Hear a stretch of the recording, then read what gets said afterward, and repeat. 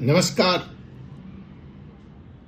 वकील के जरिए तलाक देना गैर कानूनी, सुप्रीम कोर्ट का आया बहुत ही सीरियस फैसला।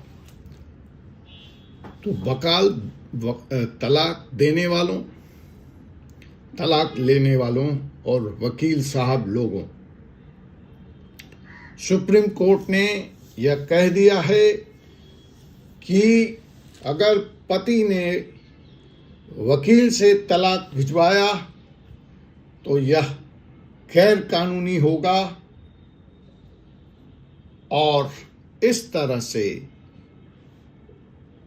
जो एक ट्रेंड चल पड़ा था कि शौहर वकील के कंधे पर बंदूक रखकर गोली चलाता था, सुप्रीम कोर्ट के फैसले के बाद अब ऐसा करना मुश्किल ही नहीं, असंभव होगा।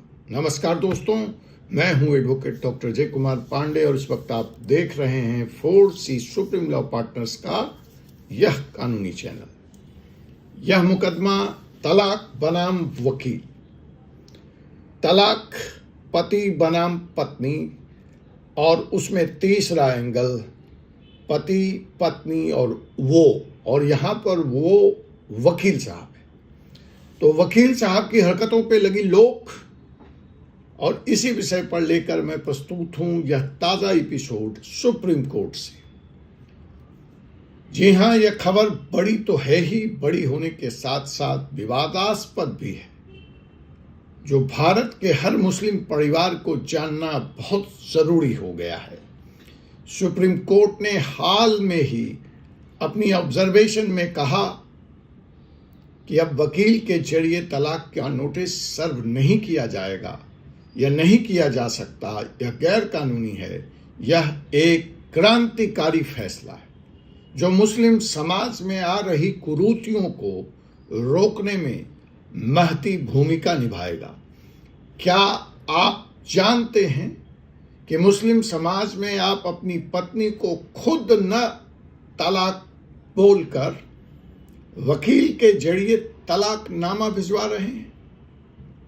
और अगर आप ऐसा कर रहे हैं या आप ऐसा किए हैं तो अब आप सुप्रीम कोर्ट के रडार पर हैं और इस पर सुप्रीम कोर्ट ने गंभीर सवाल उठाए। इस वीडियो में हम बात करेंगे कि आखिर इस फैसले में ऐसा क्या हुआ कि सुप्रीम कोर्ट को यह स्टैंड लेना पड़ा। हम यह भी जानेंगे और समझेंगे कि आखिर वकील के जरिए तलाक लेना क्यों गलत है।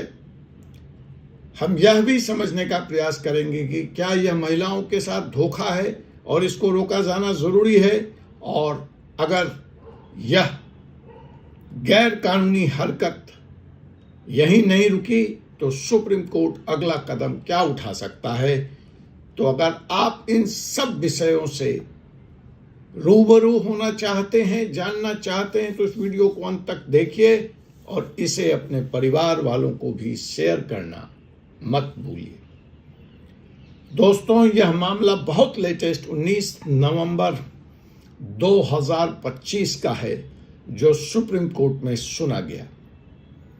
एक पत्रकार महिला, जर्नलिस्ट महिला बेनजीर हिना, उन्होंने सुप्रीम कोर्ट में एक PIL दाखिल किया, पब्लिक इंटरेस्ट पिटीशन। उस PIL में उन्होंने कहा कि उनके पति ने उनको खुद तलाक नहीं दिया है। उनके पति ने उनको खुद तलाक नहीं दिया है, बल्कि अपने वकील के जरिए 11 पेज का तलाकनामा भिजवाया है। आगे बेनजीर हिना पत्रकार, जर्नलिस्ट कहती हैं, और सबसे बड़ी बात कि उस तलाकनामे पर उनके पति का सिग्नेचर तक नहीं था। तो सोचिए दोस्तों, किस तरह से पति और वकील मिलकर महिलाओं के साथ धोखाधड़ी कर रहे थे।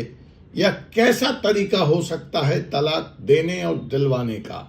हिना जी की जो समस्याएं थीं कि तलाक की इस प्रक्रिया के कारण वो अपने बच्चे का स्कूल में एडमिशन नहीं करवा पा रही थी, उन्हें पासपोर्ट बनवाने में दिक्कत आ रही थी और उन्हें सरकारी योजनाओं का भी लाभ नहीं मिल पा रहा था, क्योंकि उनके पास उनके तलाक का कोई प्रॉपर डाइवोर्स का कोई वैलिड प्रूफ ही नहीं था। और सबसे बड़ी बात कि इस प्रकृति से, इस शॉर्टकट फॉर्मूले से तलाक देकर उनके पति तो हनीमून छोड़िए, दूसरी शादी मनाकर अपनी पारिवारिक जिंदगी में व्यस्त थे और उस दूसरी शादी से भी उनको बच्चा हो गया था। लेकिन हीना के पास तो प्रॉपर तलाकनामा तक नहीं था, और न ही था उसके पास पति का सिग्नेचर, और ना ही था उसके बच्चे के लिए पासपोर्ट, उसका पासपोर्ट, और न ही था उसके लिए स्कूल में दाखिले का इंतजाम। जाए तो जाए कहां हीना बेनजीर। अब इस सब से क्या खतरा था हीना के लिए? अगर हीना इन कागजातों के आधार पर दूसरी शादी कर ले तो उसके ऊपर एक साथ दो शौहर, जिसको हम लोग कानूनी भाषा में पॉलिंड्री कहते हैं, का आरोप लगता, और यह आरोप एक क्रिमिनल ऑफेंस है। दूसरे शब्दों में, पति ने तो अपनी जिंदगी आगे बढ़ा ली, लेकिन पत्नी की जिंदगी बर्बाद कर दी। एक और पिटिशनर, देखिए कोई इकलौता मामला नहीं था हीना बेनजीर का, एक और पिटिशनर नजरी निसा, वो भी कोर्ट के सामने आई। उन्होंने भी यही कहानी सुनाई, सिर्फ पात्र बदले, बाकी सब कुछ सेम था। अब इन दो मामलों को सामने सामने देखकर सुप्रीम कोर्ट का आग बबूला होना लाजिम था, और उसने दोनों मामलों को बड़े सख्ती से लिया। और सुप्रीम कोर्ट ने दोनों मामलों का संज्ञान लेने के बाद कहा, जस्टिस सूर्यकांत की बेंच ने, जो तब तक भारत के मुख्य न्यायाधीश नियुक्त नहीं हुए, डेजिग्नेट चीफ जस्टिस थे वो, तो उनकी बेंच से यह फैसला आया, मतलब आज की तारीख के चीफ जस्टिस की बेंच का यह फैसला है। तो उनकी बेंच ने बड़े कड़े शब्दों में मुस्लिम समाज में घुस रही इस विकृति को, मुस्लिम समाज में शादी के तलाक के शॉर्टकट को और कानून के साथ खिलवाड़ करने की इस नई रिवायत को खारिज किया। कोर्ट ने जो सवाल पूछे, मुख्य सवाल पूछे, वह यह था कि भैया शादी किसी ने की, तलाक वकील साहब दे रहे, तो बताइए मुझे वकील तलाक कैसे दे सकता है? How can a lawyer pronounce a तलाक on behalf of his client? यानी तलाक देना पति का पर्सनल एक्ट है, पर्सनल कंडक्ट है। वह एक्ट वो और किसी को डेलीगेट कैसे कर सकता है? यह पावर थोड़ी डेलीगेट होगी। और फिर उन्होंने कहा कि आखिर पति महोदय में इतना ईगो क्यों है? why he is carrying so false ego? Why can't even he propose a divorce directly to his wife? क्या आपकी ईगो इतनी बड़ी हो गई है कि आप अपनी पत्नी से बात भी नहीं करेंगे? विच्छेद से पहले संबंध खत्म हो रहा है, आप दोनों पति पत्नी की तरह जिंदगी साथ बिताए हैं, और ईगो का आलम यह है कि जाते जाते वक्त तक भी आप बात नहीं करोगे। और इन सब से फर्क क्या पड़ता है कि महिलाओं का अपना कोई आत्मसम्मान नहीं है, उनकी कोई डिग्निटी नहीं है। कोर्ट ने पूछा, is this the dignity of the women which we are maintaining in the society? Modern society, एक तरफ शिक्षा का प्रसार हो रहा है, आप अपने को आधुनिक समाज बता रहे हैं, और यह कैसी प्रवृत्ति है? तो इस आधुनिक समाज में, इस शिक्षित समाज में यह प्रैक्टिस कैसी चलेगी? कोर्ट ने पूछा, how we are promoting this kind of thing in modern society?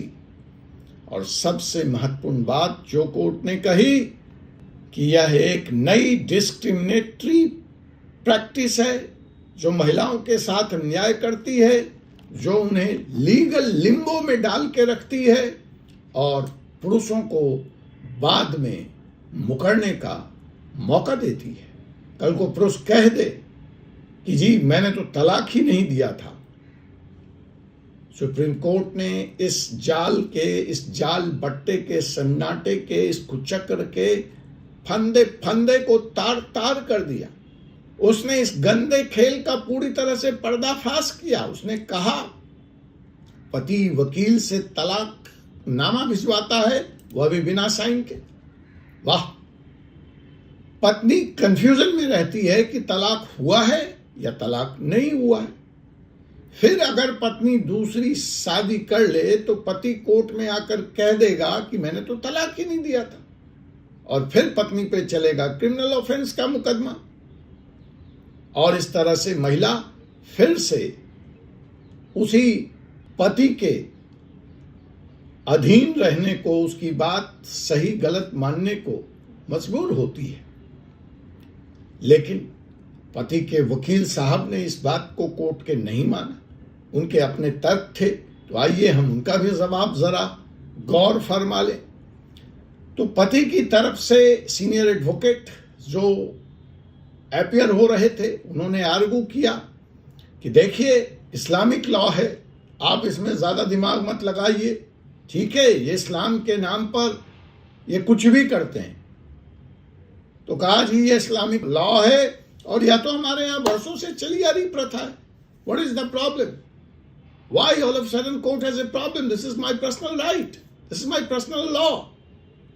और यह साहब प्रैक्टिस बड़ी कॉमन है हमारे यहाँ कि पति जब चाहे जिसको अपना पावर डेलीगेट कर दे और पति के बिहाफ पे कोई भी आदमी सड़क चलता हुआ पत्नी को तलाक दे सकता है।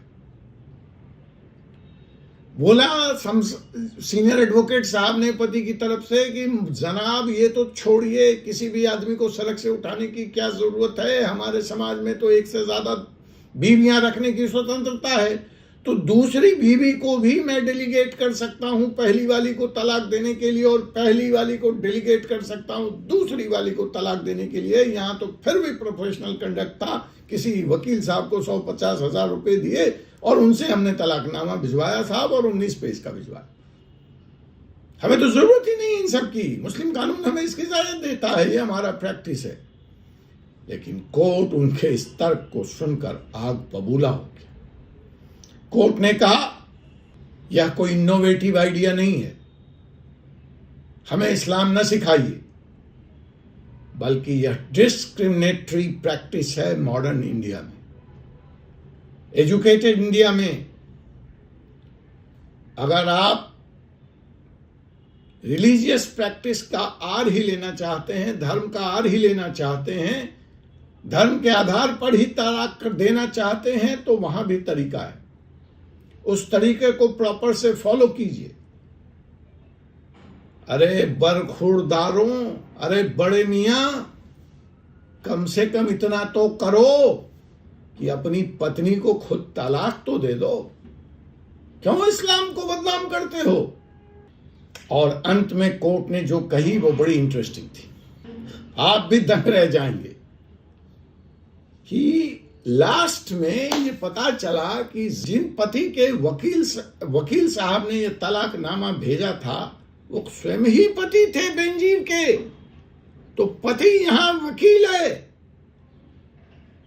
और कहा भाई अगर यह आलम है कि वकील साहब ही कानून के साथ ऐसे खेल रहे हैं, तो भारत का इससे बड़ा दुर्भाग्य नहीं हो सकता। This is very unethical, most unfortunate and highly demeaning। एक एजुकेटेड लॉयर होके, एक एजुकेटेड वकील होकर के आप अपनी पत्नी को सीधे तलाक नहीं दे सकते। खैर, यह मामला तलाके ई हसन, मुस्लिम इस्लामिक प्रैक्टिस में तलाक की कई तरीके हैं, लेकिन यहां पर तलाके ई हसन जिसमें ये तलाक दिया गया था, उसको थोड़ा समझ लेते हैं कि तलाक हसन में होता क्या है। पति 1 महीने में 1 बार तलाक बोलता है और यह तलाक 3 महीने तक वैलिड रहता है, अर्थात 3 बार 3 महीने में अगर वह इस तलाक को रिपीट कर देता है, लेकिन हर एक तलाक कहने के बाद दूसरे तलाक के बीच में 30 दिन 1 महीने का गैप होना चाहिए, तो इस प्रक्रिया से तलाक़े ई हसन की प्रक्रिया संपन्न हुई मानी जाती है और मुस्लिम समाज में शादी विच्छेद डाइवोर्स मान लिया जाता है। यह जो प्रक्रिया है वह ट्रिपल तलाक की प्रक्रिया से अलग है। तलाक़े हसन सन 2017 में सुप्रीम कोर्ट ने तलाक़े बद्दत ट्रिपल तलाक को अनकॉन्स्टिट्यूशनल डिक्लेयर कर दिया है। इसलिए अब आप ट्रिपल तलाक के माध्यम से तलाक नहीं दे सकते। तलाक़े ई हसन की प्रक्रिया इस्लामिक प्रैक्टिस के हिसाब से कानून में वैलिड मानी गई है और सुप्रीम कोर्ट को इसमें इसलिए आना पड़ा और तलाक़े ई बद्दत को ख़त्म करना पड़ा क्योंकि पति लोग एक बार में ही मामला रफा दफा कर देते थे। 3 बार तलाक बोल के पत्नी को घर से निकाल देते थे, तलाक दे देते थे। इसीलिए सुप्रीम कोर्ट ने तलाक़े ई बिद्दत को अनकॉन्स्टिट्यूशनल करार दिया, लेकिन तलाक़े ई हसन अब भी लीगल माना जाता है क्योंकि इसमें 3 महीने का रिकॉन्सिलेशन पीरियड मिलता है, जो कि आपने देखा है कि हिंदू मैरिज एक्ट में भी ये रिकॉन्सिलेशन की प्रक्रिया नेसेसरी प्रक्रिया है, रखी गई है और कोर्ट टाइम देता है 6 महीने का वहाँ पर, यहाँ पे 3 महीने का टाइम है। लेकिन अब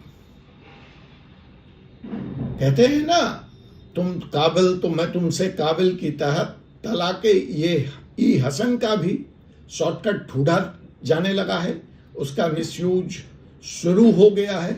खुद प्रोनाउंस नहीं करते, वकील से नोटिस भिजवा देते हैं और बाद में मुकर जाते। तो इन सब के मद्देनजर सुप्रीम कोर्ट ने जो नई प्रक्रिया सुनिश्चित की है उसके बारे में हम बात करेंगे अगले एपिसोड। अगर आप कमेंट के माध्यम से जानना चाहेंगे तभी। आज के इस वीडियो में बस इतना ही। मुझे doctor Jay Kumar Pandey, advocate, supreme court of India को अनुमति दीजिए। आपसे पुनः मुलाकात होगी एक ऐसे ही विषय के साथ अगले एपिसोड में। तब तक के लिए जय हिंद, जय भारत, जय संविधान।